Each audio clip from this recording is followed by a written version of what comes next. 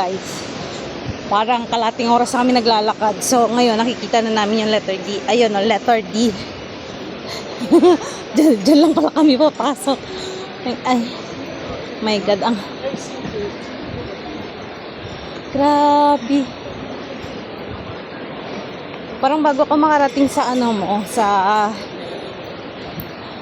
destination, masakit-sakit na pa mo. Dahil itong letter D na to, naari to, napakalayo. So yun, napakaganda dito.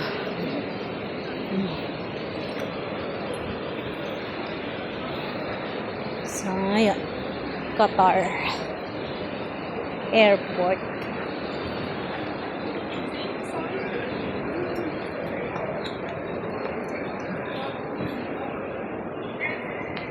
Letter D. Ayan, kitang-kita nyo naman. Letter D.